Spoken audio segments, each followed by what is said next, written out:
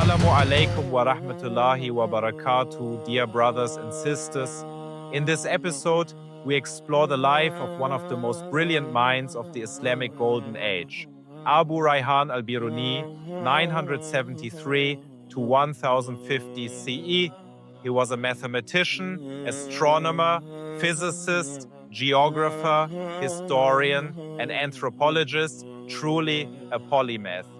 His thirst for knowledge knew no boundaries, and his works continue to astonish scientists even today. Al-Biruni was born in Khwarezm, present-day Uzbekistan, a land at the crossroads of cultures and civilizations.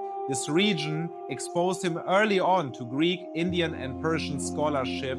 He mastered astronomy, mathematics, and philosophy while still young. By the age of 22, he had written his first book on astrolabes, an instrument he would later refine. Despite political upheavals and wars in his homeland, Al-Biruni never abandoned learning. He traveled widely, always carrying his curiosity with him. One of Al-Biruni's most remarkable achievements was his measurement of the Earth's circumference, using only geometry, trigonometry, and a mountain near Nandana in modern-day Pakistan. He calculated the Earth's radius with an error margin of less than 1%, although an extraordinary feat without modern technology. He also studied Earth's density, comparing the weights of metals and minerals. This made him one of the first scientists to systematically calculate specific gravity. His work showed that the Quranic encouragement to reflect on the creation of the heavens and the earth was not just spiritual, but also scientific. Al-Biruni lived at a time when Ptolemy's model of the universe dominated thought. Yet, he was not afraid to criticize it. He pointed out inconsistencies in Ptolemy's astronomy and argued for the possibility of the Earth's rotation on its axis centuries before Copernicus in Europe. In his masterpiece, Al-Qanun al-Mas'ud, he compiled astronomical data, star positions, and planetary motions with stunning precision. He combined observation with mathematics, laying foundations for later astronomers. Al-Biruni was not only a scientist of the heavens, but also of the people of the earth. When he traveled to India, he immersed himself in local culture, languages, and traditions. He learned Sanskrit and translated key works into Arabic. His book, Kitab al-Hind, the Book of India, was a pioneering work of ethnography. Instead of mocking or dismissing other civilizations, he described them with respect and objectivity. He recorded their philosophies, sciences, and religious practices, often comparing them to Greek and Islamic thought. This method made him one of the earliest figures in comparative religion and anthropology.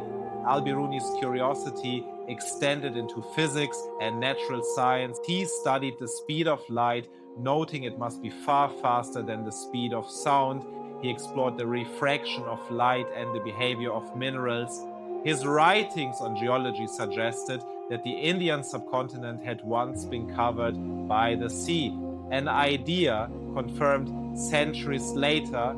His interdisciplinary vision reminds us that science is interconnected. Mathematics, physics, astronomy, and earth science all supported one another in his work. Al-Biruni left behind over 150 works, covering nearly every branch of knowledge. Unfortunately, many have been lost, but what survives shows the range of his genius. His methods, combining observation, experimentation, and critical thinking, make him a pioneer of the scientific method alongside Ibn al-Haytham. European scholars later studied translations of his works, and modern historians call him one of the greatest minds in history. Brothers and sisters, Abu Rayhan al-Biruni was more than a scholar. He was a seeker of truth, guided by the conviction that knowledge is a trust from Allah. His life teaches us that science and faith are not opposites, but allies in the quest to understand Allah's creation.